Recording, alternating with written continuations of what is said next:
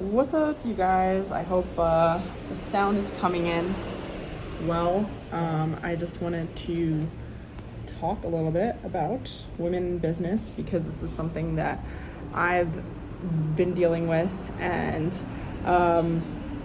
women who are in the workforce, women who are entrepreneurs, any kind of business, anything where you need to get shit done and you need to, you need it done right away, or you need to set certain boundaries with people. I think a big problem that women have, and the reason why we tend to have a harder time in business, is because we use our emotions when we're communicating with people. We use our emotions when we're handling things, and sometimes using your emotions instead of using problem solving is gonna set you back like 20 steps in whatever you're trying to do.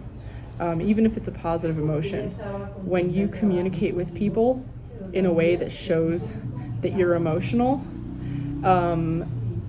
if they're positive, they're going to show an emotional reaction back. But 99% of the time, especially when you're dealing with customers or anyone that is paying you to do something, they're going to have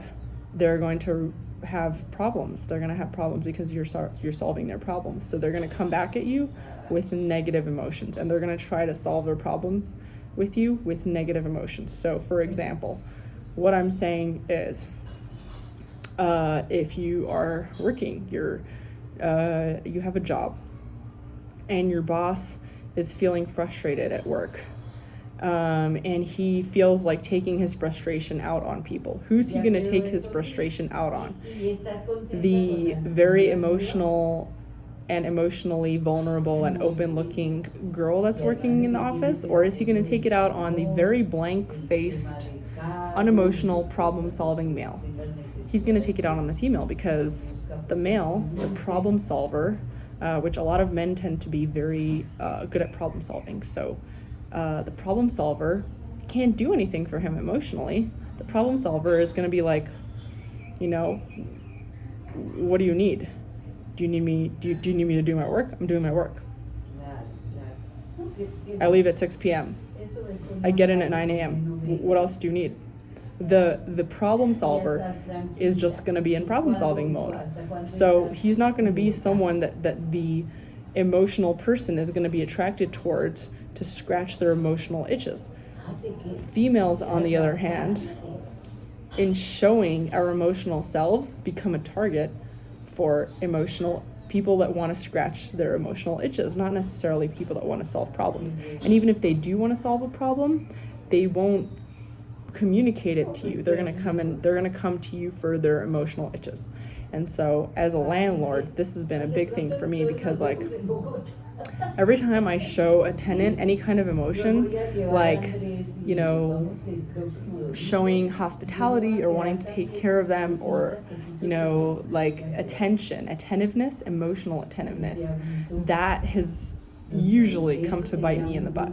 Not always, when it's positive, when it's like a positive group of people that don't really have a lot of problems and they just kind of want to be left alone, those people, they have positive emotional reactions, you know what I mean? And then they might even invite me over for a party or something, you know what I mean? Which I won't, I try not to mix personal life with tenants, but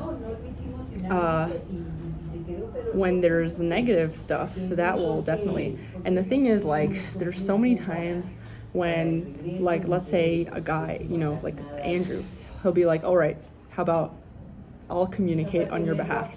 He'll communicate on my behalf, and while he's communicating, he'll be like, yes, no, we cannot do this, we can do this, okay. And like, he'll just be so straightforward and almost like abrupt, and it almost makes me nervous, because I'm like, oh my god, you're being so rude, you're being so abrupt, like they're totally gonna get mad at you, oh no. And 99% of the time, the reaction to his way of communicating is positive, because he's just so blank-faced and so unemotional, and so no one is expecting him to be there, to scratch their emotional itches. With me, on the other hand, I'll come in there and be like, hi, how can I help you, whatever, and I'm just like this very open, emotional person. And oh my god, like, tenants will come to me for all their little problems, like, oh no, like this new tenant that I got today that is just like bombarding me with like her, like all these things that are not my concern at all, not my concern in any way, but she was given the impression based on my way of communicating with her, which is very emotional, very flowery, that she can, oh no, like I'm having an issue getting my stuff out of my car. Oh no, the parking space is too narrow. It's taking so long for me to open this and that. It's like, well, what am I supposed to do about that? And there's a very clear policy on our platform. There's a very clear contract. She can follow the contract, but she's choosing to not do that because she has found a person that's not doing business with her. When I exude emotion, any kind of emotion, when I show that I'm an emotional character that can scratch her emotional itches, I have made myself a target, not for business, not for problem solving, but for scratching emotional itches. That's how it's going to be anywhere I go. If I'm working somewhere as an emotional person, as a very I'm open to hearing your problems. No one is going to go, when people have like their emotional freakouts or whatever, they're not going and letting them all out at Andrew. They're going to let them out at me because I'm showing an emotional thing. And so if I want to do that, like let's say it's a friend or something like that, that's fine. But 99% of the time, if it's not friends or whatever, if it's like business, I don't want that. I don't want anyone, but the thing is that my personality as a woman, the way that I'm looking around at people, I'm like showing emotion wherever I look. And so I think like a lot of the and I'm not like victim blaming or whatever you want to call it. Like I'm not saying that women, it's your fault that you're bad at business, but I'm just letting you know that we have this extra thing that we need to think about. And that is our emotional attentiveness. They're literally the way our face looks compared to the way typical male face looks. Sometimes men are like this too, but it's usually women. When we show excessive emotions on our face, we're opening ourselves up to people with emotions. We're opening ourselves up to people's emotions. We're opening ourselves up not to business, not to problem solving, not to logistics. We're opening ourselves up to receiving emotions. And 99% of the time, those emotions are going to be negative emotions. They're going to be drains. They're going to hold us down. They're going to slow us from what we're trying to do in life. And they're not going to be positive. 99% of the time, they're going to be negative emotions. So this is really for all empathetic types of people. If you're an empathetic person, if you're an honest, trusting person, if you're the kind of person that feels other people's energies very quickly, this is speaking to you. But women, stereotypically, and I don't want to overgeneralize because I know there's men that feel this way too, but usually it's going to be women. And, a lot of times it's going to be women that are attracting this sort of emotional energy, and that is really going to hinder you in whatever you're trying to do.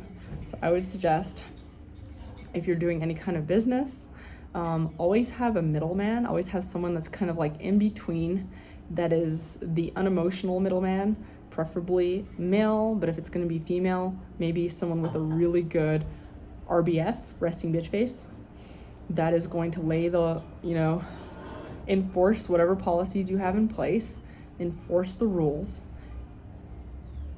solve problems, not react emotionally, not care, not react for me, I'm so impulsive. And so like right away, if a tenant is like, oh no, I saw a hair, it's like, I should just not say anything, because the Airbnb policy for me would be to not say anything, or the Zillow policy, or the whatever platform I found that person on. Like there's nothing in the contract that says that like a hair allows them to back out of their contract. there's nothing in the contract that says that a hair is going to put their life in danger. You know, sometimes a hair could be just, you know, the result of static coming out of a washing machine or dryer or whatever after a cleaning. And so anyway, this is something that I'm definitely working on, and cool.